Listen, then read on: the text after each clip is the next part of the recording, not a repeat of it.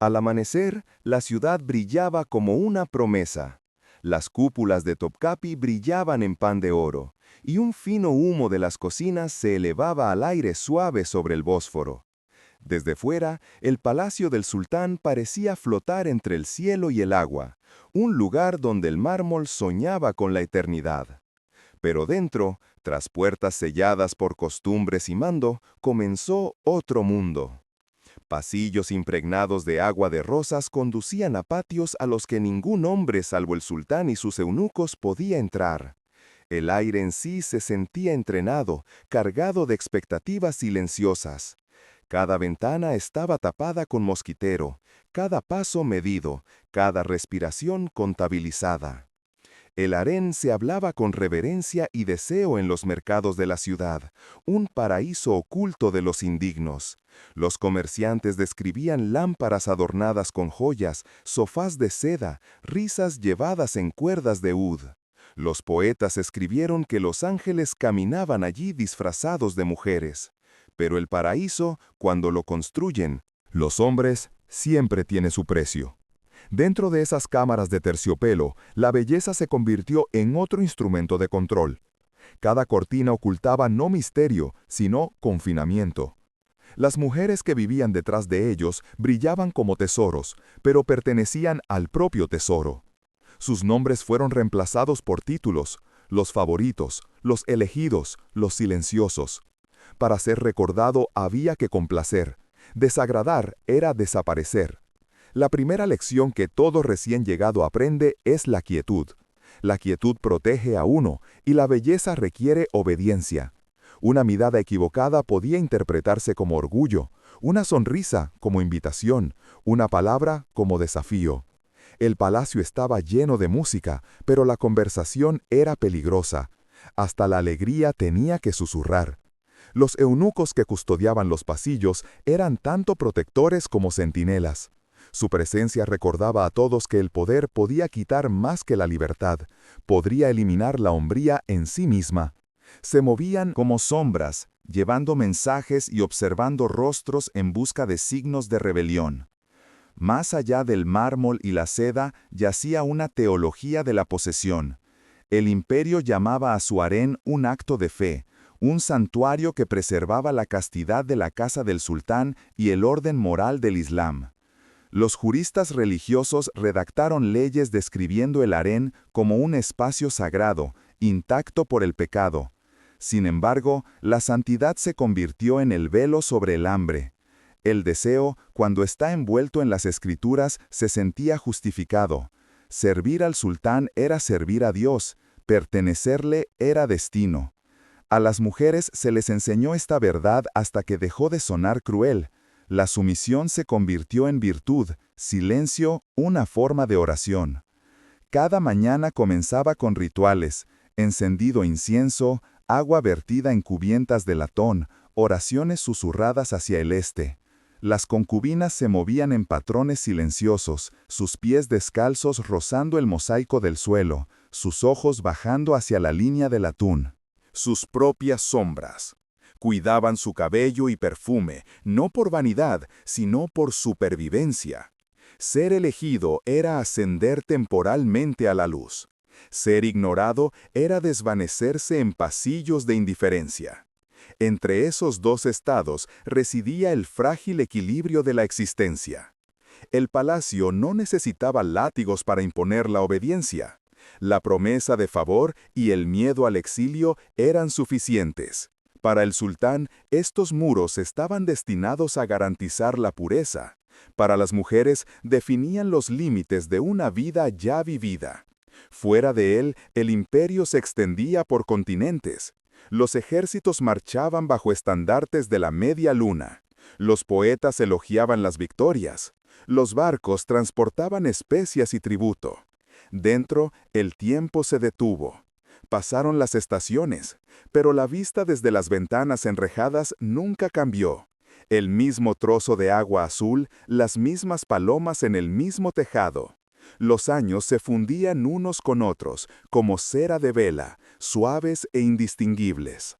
Las mujeres más jóvenes, a veces creían en milagros. Susurraban que algún día el sultán los miraría y sus vidas comenzarían de nuevo. Los mayores sabían que no era así. Habían visto el patrón: fascinación, indulgencia, reemplazo. El amor era un rumor, no un lenguaje. La verdadera moneda del palacio era la compostura, la capacidad de soportar sin tristeza visible. Cada sonrisa era estrategia, cada gesto ensayado para una audiencia que quizá nunca llegara.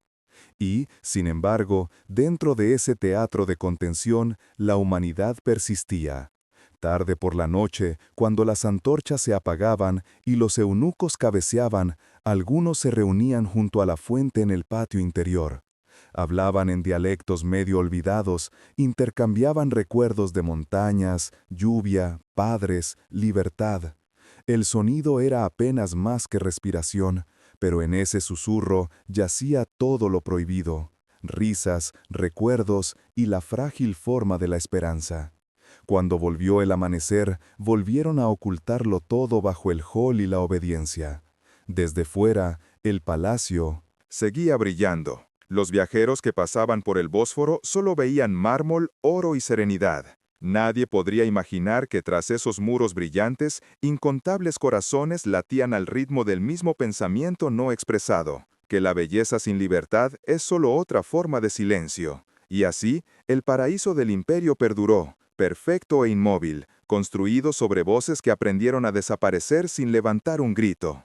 Llegaron en silencio, transportados por barcos que olían a sal y lenguas extranjeras. Algunos venían de las montañas de Circasia, otros de las llanuras brumosas de los Balcanes, y otros aún de los tranquilos valles de Georgia donde la nieve persistía hasta la primavera. Cada chica era otra transacción en el comercio invisible del imperio, una promesa de belleza convertida en moneda. Eran jóvenes, casi siempre demasiado jóvenes para entender que su viaje a Estambul no era una peregrinación, sino una rendición. Cuando la ciudad apareció por primera vez en el horizonte, con sus cúpulas brillando como pequeños soles, algunos susurraban que estaban siendo llevadas al paraíso.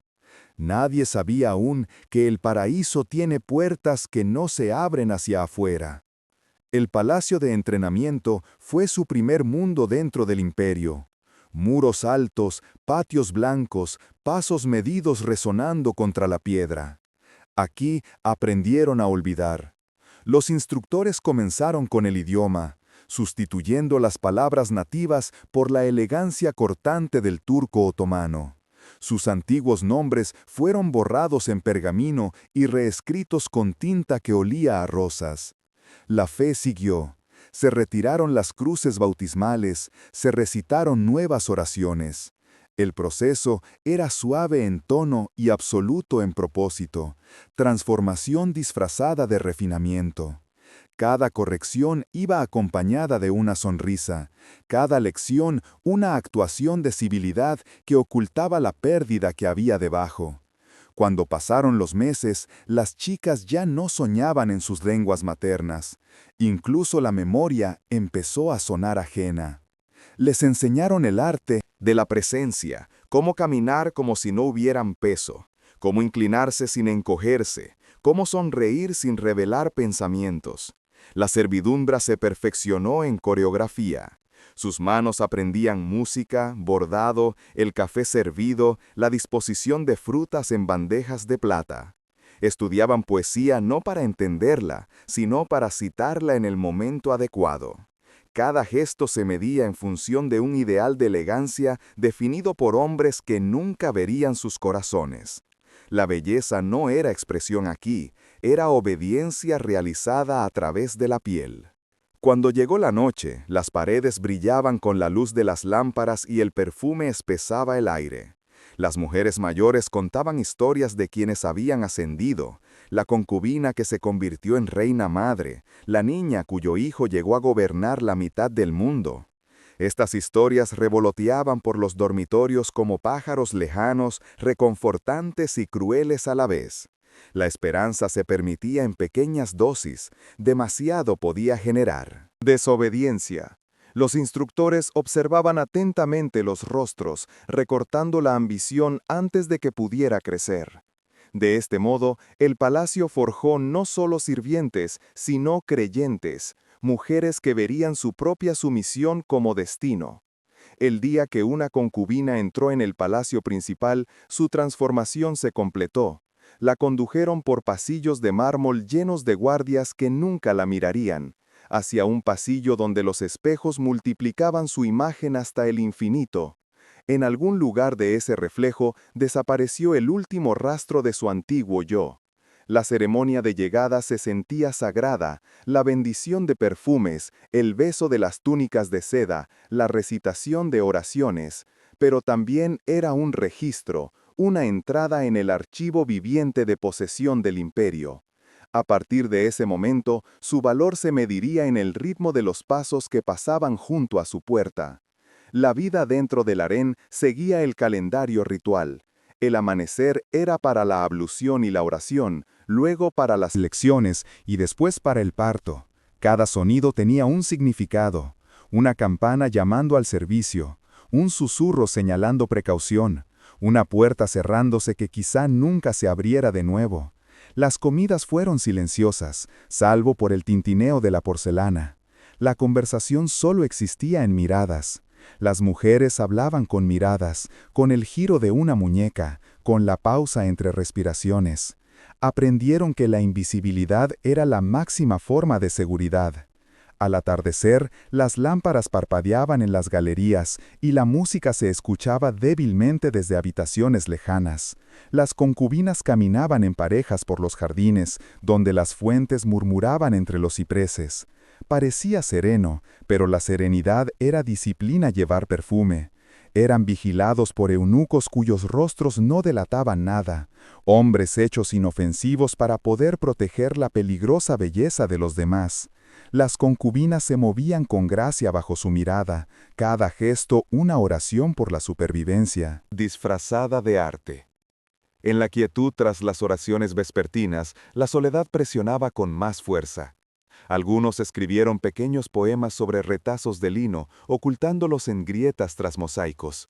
Otros trazaban patrones invisibles en sus palmas, sus antiguos alfabetos, recordados solo al tacto. Estos actos secretos eran el último hilo que los conectaba con quienes habían sido antes de que el imperio los renombrara. El palacio no permitía recuerdos, pero la memoria misma se convirtió en contrabando. Entre ellos, la jerarquía era absoluta pero fluida. Una sola mirada del sultán podía elevar a una mujer de sirvienta a soberana. Pero bajo esa brillante incertidumbre se escondía la misma verdad para todos: ninguno era libre. Incluso quienes ascendían más alto llevaban cadenas demasiado delicadas para verlas. Cada noche se preparaban como si hubieran sido elegidos, se empolvaban la cara, se adornaban con perlas que no pertenecían a nadie. Y cuando la convocatoria no llegaba, se desnudaban en silencio, quitándose cada adorno como si fuera una confesión. Afuera, la llamada a la oración flotaba sobre la ciudad dormida, mezclándose con el viento del Bósforo. Dentro, las lámparas se fueron atenuando una a una hasta que solo quedó el susurro de la fuente. Las mujeres cerraron los ojos y escucharon su ritmo, constante, interminable, como el propio imperio. En algún lugar más allá de los muros, la vida se movía libremente. Aquí, el tiempo se plegaba sobre sí mismo, hermoso e ininterrumpido, un bucle de espera que duraría toda una vida. La noche en el palacio comenzó como una ceremonia. Los sirvientes se movían por pasillos con cuencos de mirra ardiente, dejando que el humo se enroscara alrededor de columnas talladas con versos de orden divino. El aroma era tanto invitación como advertencia. Lejos en el ala privada del sultán, las lámparas se encendían una a una, su resplandor suave como la respiración. El aire se volvió denso, con el peso de la posibilidad. Una noche en la que una vida podía cambiar o desaparecer en una sola orden. Dentro de los aposentos de las mujeres, el silencio tenía más poder que la palabra. Las concubinas se sentaban en largas filas, vestidas con sedas que brillaban como llamas apagadas. Sus ojos estaban bajados, las manos cruzadas sobre el regazo. A su alrededor, eunucos inspeccionaban cada detalle, el drapeado de una manga, el brillo de una joya, la ausencia de defectos. La belleza aquí no era un accidente, sino una ocupación, perfeccionada a través de la repetición hasta que dejó de pertenecer a la mujer misma. Cuando llegó la llamada, nunca se pronunció en voz alta. Un gesto, un asentimiento, una mirada de la mano firme de un eunuco. Una rosa. El resto no se movió. La elegida sería bañada, perfumada, adornada de nuevo, su corazón entrenado para permanecer incluso cuando el miedo le subía por la garganta. Para el sultán, el ritual era un teatro político disfrazado de intimidad. Su elección reafirmaba el derecho divino, prueba de que el centro del imperio seguía obedeciendo su propio ritmo. Sin embargo, tras la ceremonia, la carne se encontraba con la carne y el poder reafirmaba su forma más antigua. Las mujeres aprendieron rápido que el afecto era peligroso, la expectativa fatal. Ser favorecido demasiado abiertamente despertaba envidia, ser olvidado invitaba a la desesperación. Cada momento de cercanía contenía su propia borrada, un recordatorio de que el cuerpo ofrecido no era un regalo, sino un tributo. Cuando volviera el amanecer, saldría cambiada, no por el placer, sino por el conocimiento de que incluso el calor tenía un precio. La recompensa llegó rápidamente. La mujer elegida recibió nuevas prendas, asistentes y una cámara más cerca del corazón del palacio. Su nombre, o el nombre que le pusieron, resonaba en susurros por los pasillos. Se convirtió en historia, símbolo, advertencia. Durante unas semanas o meses vivió entre espejos, reflejada en cada superficie, adorada y envidiada por igual. Pero los espejos son cosas frágiles. Cuando la mirada del sultán se desvió hacia otro lado, los mismos pasillos que antes la celebraban, ahora la engullían por completo. El imperio no tenía uso para la memoria, prosperaba con el reemplazo. Algunos se adaptaron, aprendieron el arte de la retirada, de sobrevivir a la caída de la luz a la sombra. Estas eran las maestras, las guardianas del orden, las mujeres que formaban a la siguiente generación en el delicado oficio de la obediencia. Se movían con dignidad silenciosa, llevando sus pérdidas como medallas invisibles. Sus ojos tenían una profundidad que los más jóvenes no podían nombrar, una quietud que venía de saber la diferencia entre ser visto y ser recordado. Otros se rompieron bajo el peso del silencio. Los médicos del palacio registraron fiebres repentinas, insomnio, ataques de desmayos. En realidad, la enfermedad no tenía nombre, era simplemente duelo sin ningún lugar a donde ir. Los eunucos, eficientes e inexpresivos, retiraban a los afectados a alas distantes, donde su ausencia causaba menos interrupción. El harén exigía armonía, la tristeza era desorden. Incluso las lágrimas eran sujetas a etiqueta. Para unos pocos, la maternidad ofrecía un refugio temporal. Un niño podía elevar a una mujer de propiedad a matrona, asegurando su estatus por sangre. Sin embargo, la maternidad en el harén nunca fue privada. Los bebés eran criados por enfermeras, su futuro decidido por ministros. El amor existía, pero se medía con cuidado, guardado como contrabando. Un hijo podría algún día heredar un imperio, pero su madre seguiría siendo su posesión. Una hija heredaría su silencio. Fuera de estas cámaras, el imperio se expandía y decaía, sus fronteras cambiando con cada estación. Dentro, el tiempo permanecía inmóvil. Las mujeres lo marcaban no por años, sino por fragancias. El aroma primaveral del jazmín, el almizcle del sudor y el calor del verano, el humo otoñal de los braseros enfriándose. Sus cuerpos envejecían al ritmo de esos perfumes, estaciones atrapadas tras muros de oro. Cuando la juventud se desvaneció, el palacio encontró nuevos usos. Algunos fueron casados con funcionarios lejanos, su lealtad cambiada por diplomacia. Otros permanecían dentro del harén, cuidando de niños que no eran suyos, fantasmas manteniendo la ilusión de continuidad. Se contaban historias a sí mismos en las horas tranquilas, mitad memoria, mitad invención, como si hablando pudieran resistirse a desaparecer. Sin embargo, cada historia terminaba igual, una mujer esperando a que se abriera una puerta que nunca se abriría. A veces, al caminar por esos pasillos interminables, casi se podía sentir el aire espesarse de anhelo. No era deseo, sino el residuo de éste, el eco de incontables vidas medidas en miradas. El palacio absorbió esos ecos, puliéndolos hasta convertirlos en leyenda. Fuera, los poetas cantaban sobre la magnificencia del sultán. Dentro, las mujeres cantaban suavemente para evitar que sus mentes se desmoronaran. Las canciones nunca fueron escritas, pero su melodía sobrevivió en la propia piedra. Existe una antigua superstición entre los sirvientes del palacio, que si uno escucha atentamente por la noche cerca de las fuentes de mármol, el agua aún lleva esas voces. Tenue, melódico, ni triste ni enfadado, simplemente ahí, como la respiración del edificio. Quizá sea cierto, quizá el palacio recuerde mejor que el imperio, porque la historia siempre ha sido selectiva, y la belleza siempre ha sido cruel con quienes la sostienen. Y así, el cuerpo siguió siendo moneda, intercambiada, alabada, olvidada, pero nunca realmente gastada. El imperio podía medir el valor de una mujer por su juventud, su habilidad, su obediencia. Lo que no podía medir era la resistencia. Eso también se convirtió en una especie de rebeldía, la persistencia del pulso, del pensamiento, de la conciencia silenciosa bajo el peso del ritual. En un mundo donde la existencia dependía de ser elegido, seguir respirando, sin ser elegido, era el acto más audaz de todos. El poder en el palacio no siempre llevaba corona.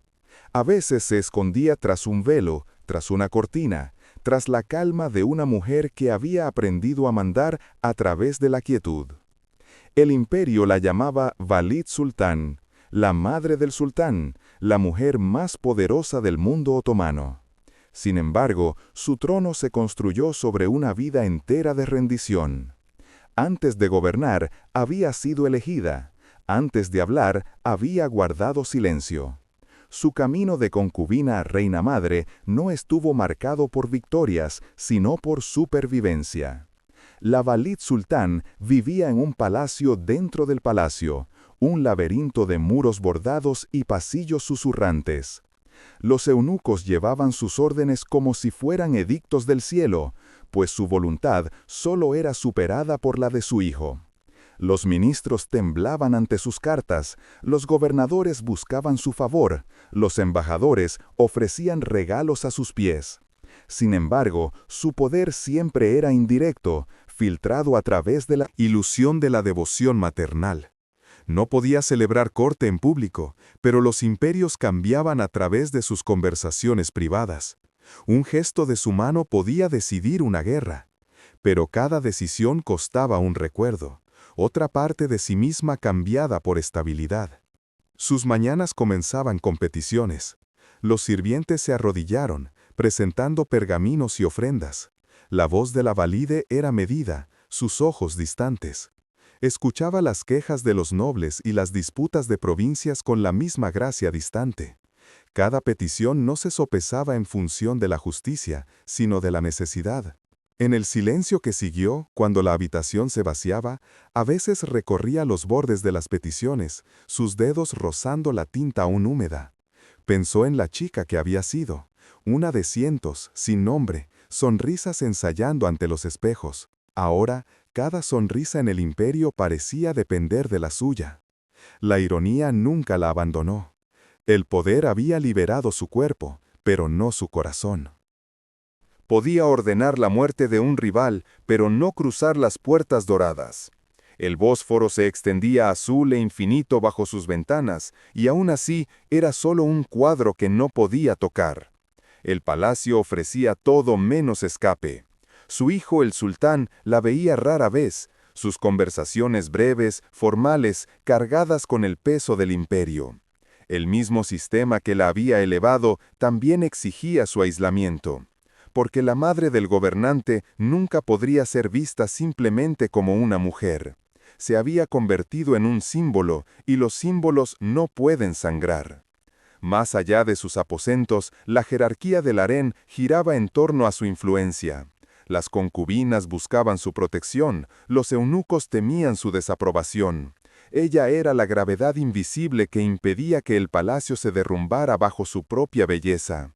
Pero el precio de ser el eje era la soledad, de esa clase que ninguna riqueza puede suavizar. Las mujeres susurraban su nombre con asombro y temor, pero en oraciones privadas pedían no convertirse en ella, porque entendían lo que significaba su poder, una corona hecha de obediencia, un reino construido sobre un exilio silencioso. Cuando llegó la noche, el mundo de la Valide Sultán cambió de textura. El oro se desvaneció en la sombra, las paredes se suavizaron bajo la luz de las velas. Se sentaba junto a la ventana enrejado, escuchando el viento moverse entre los cipreses. La ciudad abajo respiraba y soñaba, sin saber que su destino residía en los pensamientos de una mujer que no podía caminar entre ella. A veces leía poesía, versos sobre ríos y libertad, sus labios moviéndose en silencio, como si saborear las palabras pudiera hacerlas reales de nuevo. Recordaba el sonido de risas de años atrás, cuando aún creía que la alegría era posible. Ese recuerdo se había convertido en su rebeldía más privada. Llegaban cartas de cortes extranjeras, escritas con cuidadosa adulación. Madre más estimada del imperio, pilar de sabiduría y virtud.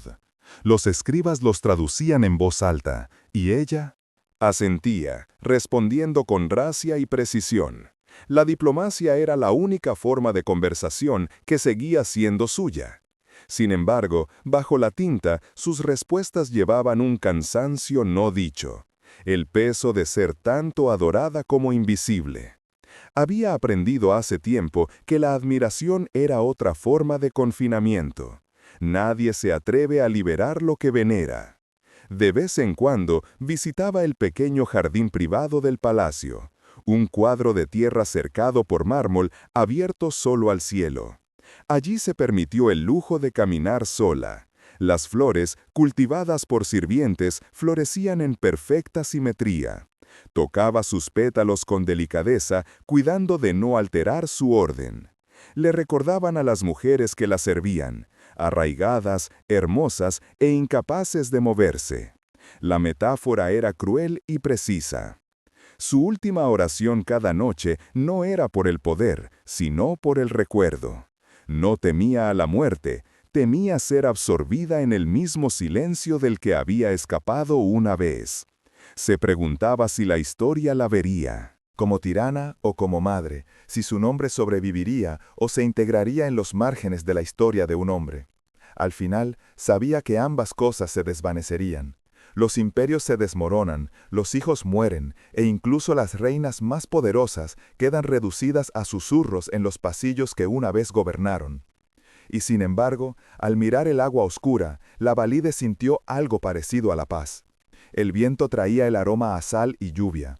Por un momento, ya no era la madre del sultán, ya no era la arquitecta del imperio, sino simplemente una mujer que observaba cómo la noche volvía a ser misma. El poder la había enjaulado, sí, pero dentro de esa jaula había construido su propia especie de eternidad, una hecha no de conquista, sino de resistencia. Y la resistencia, se dio cuenta, era una forma de gobierno en sí misma. En el palacio, el silencio tenía una forma. Se movía por los pasillos como humo, doblándose alrededor de pilares, deslizándose bajo puertas. Las mujeres aprendieron a leerlo. La diferencia entre el silencio de la paz y el silencio antes de la tormenta. El mundo del sultán parecía amable para los forasteros, perfumado y ordenado, pero bajo esa quietud yacía una disciplina más antigua que el propio imperio. Cada mirada, cada movimiento, cada respiración se pesaba contra la expectativa. Fallar era perturbar la simetría del paraíso, y el paraíso, una vez perturbado, exigía corrección. El castigo rara vez se anunciaba. Llegó como una pausa en la rutina, Un nombre que no se llama en el rollo matutino, un sirviente enviado en silencio a recoger las pertenencias de otro.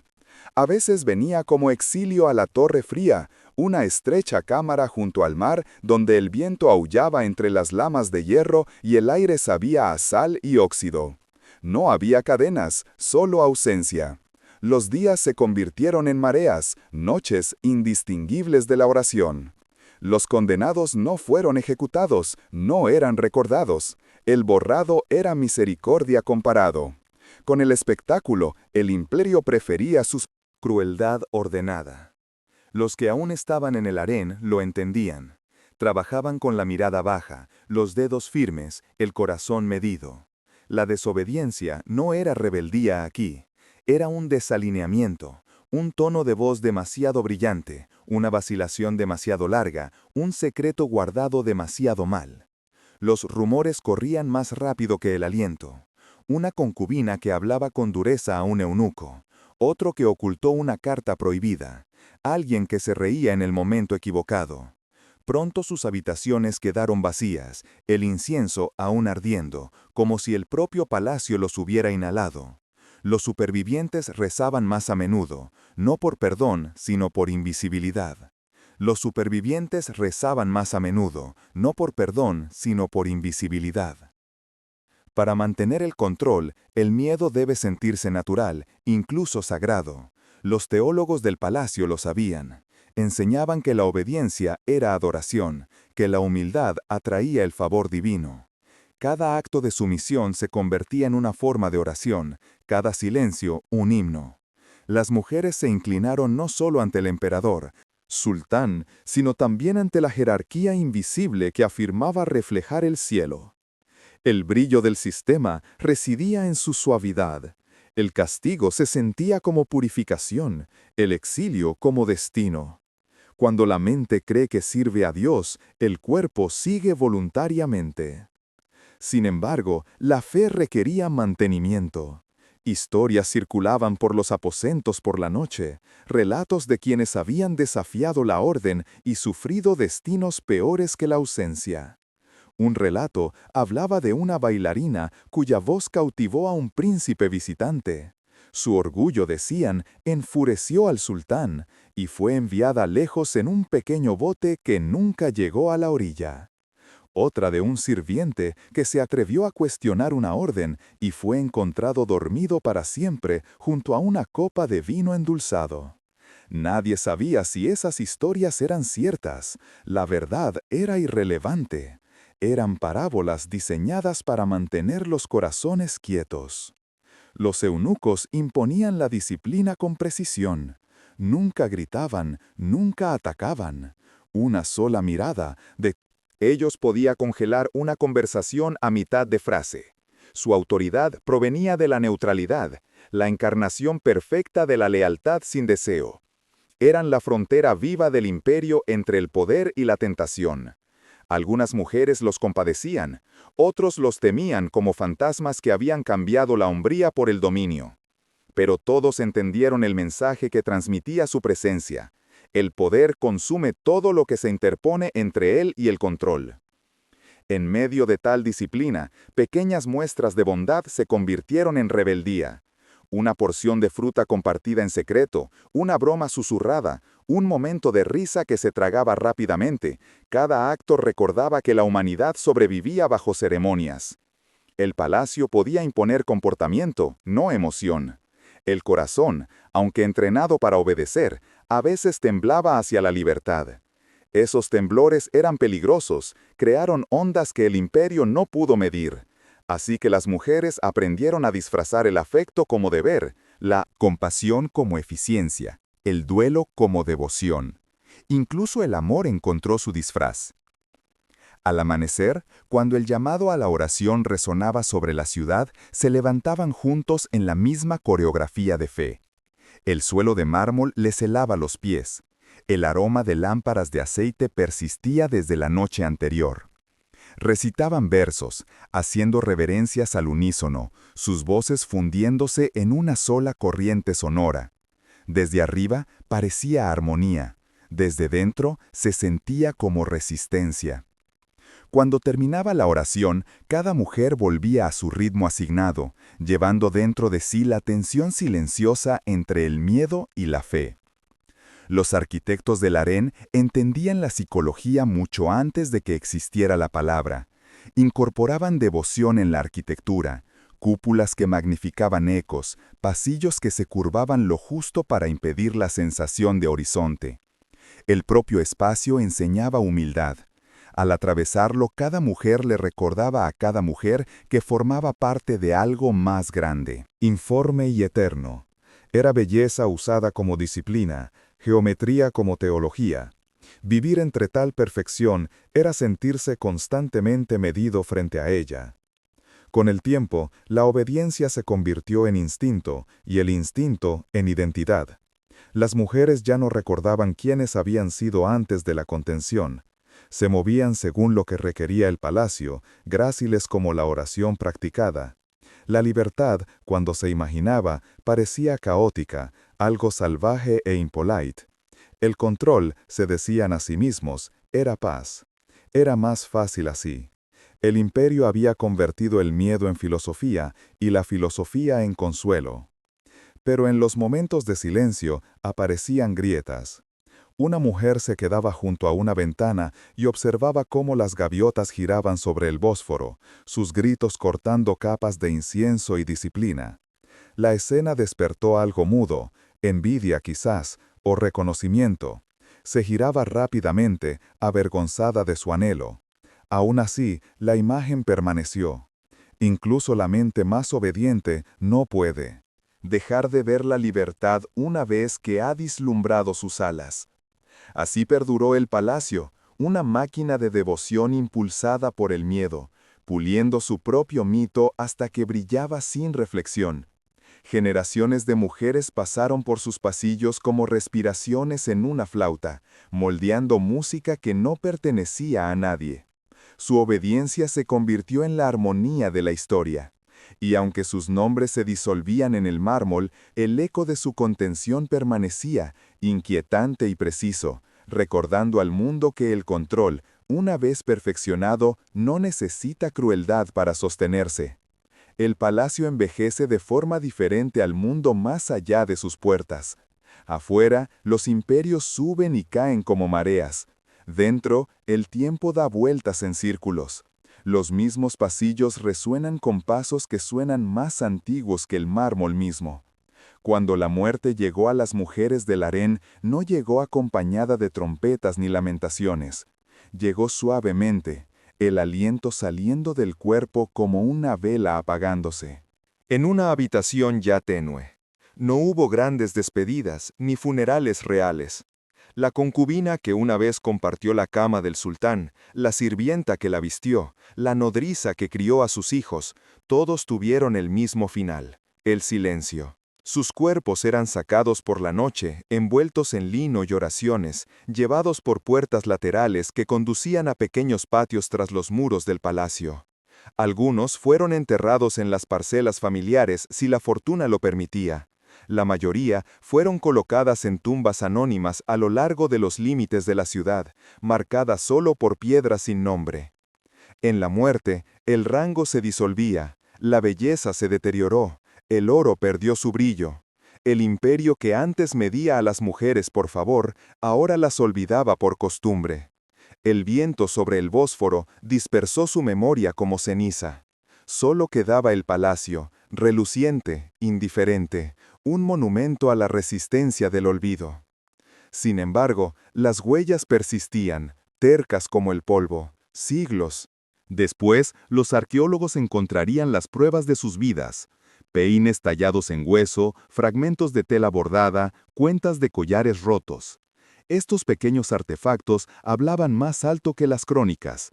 Cada uno contenía huellas dactilares de trabajo y anhelo, fragmentos de historias nunca escritas. Los historiadores los catalogaron, etiquetando cada pieza con números y clasificaciones. Podían medir la antigüedad del oro, pero no el dolor que una vez adornó. Podían describir el pigmento de la tela, pero no la mano que la tejía. El pasado, al parecer, sobrevive mejor cuando se malinterpreta.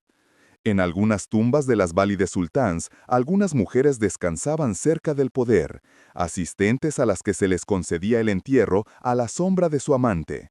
Su presencia allí no era igualdad, sino prueba de una jerarquía hecha eterna.